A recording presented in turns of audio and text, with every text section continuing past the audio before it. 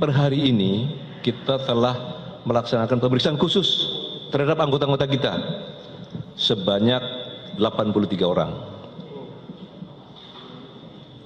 Kemudian yang sudah direkomendasi untuk di penempatan khusus sebanyak 35 orang yang sudah direkomendasikan. Yang sudah melaksanakan patsus, yang sudah ditempatkan khusus sebanyak 18, tapi berkurang 3. Berkurang 3 yaitu 1 FS karena sudah jadi tersangka, RR juga sudah jadi tersangka, dan RE karena sudah menjadi tersangka. Kemudian rekan-rekan sekalian, dari personil yang sudah dipatsuskan ini ada 15 orang, penyidik maka terdapat 6 orang dari hasil pemeriksaan yang patut diduga melakukan tindak pidana, menghalangi penyidikan. Oleh karena itu, dalam waktu dekat, saya ulangi namanya tentu 1 FS, kedua BJP HK, yang ketiga KPP ANP, yang keempat AKBP AR, yang kelima Kompol BW, dan yang keenam Kompol CP. Kalau untuk FS tentu sudah. Nah, yang kelima yang sudah dipatsuskan ini dalam waktu dekat juga akan kita limpahkan ke penyidik. Nanti secara teknis saya kira penyidik akan menjelaskan prasangka pasalnya, saya kira nanti teknisnya. Oleh karena itu nanti akan dilakukan ditingkatkan penyidikan lebih lanjut, nanti akan dijelaskan oleh Bareskrim. Rekan-rekan sekalian, penyidik juga telah melaksanakan pemeriksaan mendalam dengan scientific crime investigasi, termasuk dengan alat bukti yang ada, dan sudah dilakukan gelar perkara. Maka penyidik telah menetapkan saudari PC sebagai tersangka. Penyidik juga akan terus melakukan gabungan. Kemudian rekan-rekan juga mendengar ada 2 laporan polisi yang sudah dihentikan oleh Bareskrim. Maka sudah menjadi tanggung jawab tim sus gabungan yang terdiri dari Itwasum, Kabareskrim dan Propam akan melaksanakan audit investigasi terhadap 2 laporan polisi yang diterbitkan oleh Polres Jakarta Selatan.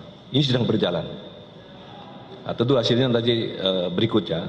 Tapi intinya dengan telah dihentikan 2 elemen tersebut, kita akan lakukan pendalaman melalui audit investigasi.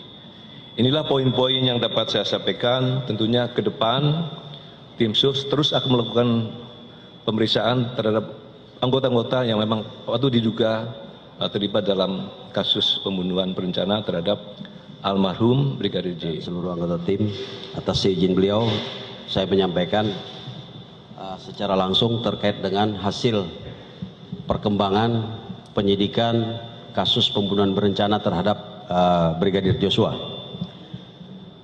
Dari serangkaian proses penyidikan yang telah dilakukan sampai dengan hari ini, penyidik telah melakukan pemeriksaan sebanyak 52 orang saksi,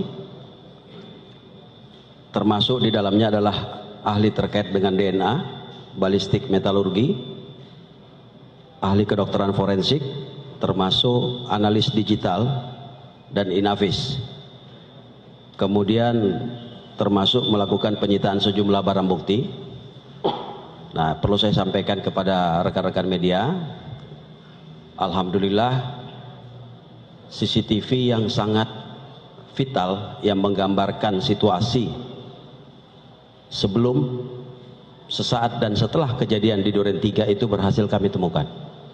Ya, berhasil kami temukan dengan sejumlah tindakan penyidik. Dari hasil penyidikan tersebut, tadi malam sampai pagi sudah dilakukan sejumlah kegiatan pemeriksaan, konfrontir. Tadi juga sudah disampaikan oleh Bapak Ketua Tim bahwa Ibu PC sudah ditetapkan sebagai tersangka. Ya. Banyak teman-teman mungkin yang bertanya, ini kapan diperiksa? Ya, kita sebenarnya yang bersangkutan sudah kita lakukan pemeriksaan sebanyak 3 kali. Seyogyanya juga kemarin harusnya yang bersangkutan kita periksa, tetapi kemudian muncul surat sakit dari kedokteran, dari dokter yang bersangkutan, dan meminta untuk istirahat selama 7 hari. Tanpa kehadiran yang bersangkutan, kemudian penyidik melakukan gelar perkara, dan berdasarkan 2 alat bukti, yang pertama adalah keterangan saksi, kemudian bukti elektronik berupa CCTV, baik yang ada di Saguling, di lokasi Saguling maupun yang ada di dekat TKP, ya, yang selama ini menjadi pertanyaan publik yang diperoleh dari DVR Pos Satpam. Inilah yang menjadi bagian daripada circumstantial evidence atau barang bukti tidak langsung yang menjadi petunjuk bahwa PC ada di lokasi sejak di Saguling sampai dengan di Duren 3 dan melakukan kegiatan-kegiatan yang menjadi bagian daripada perencanaan pembunuhan terhadap Brigadir Joshua. Selanjutnya juga pada kesempatan hari ini kami sampaikan kepada rekan-rekan media bahwa 4 berkas perkara tersangka sebelumnya, yaitu saudara FS, saudara RR, saudara RE, dan saudara KM, hari ini akan kita laksanakan pelimpahan ke kejaksaan atau tahap 1 untuk kemudian nanti akan dipelajari oleh teman-teman jaksa penuntut umum. Saya kira demikian yang bisa saya sampaikan. Demikian Pak Irwasum.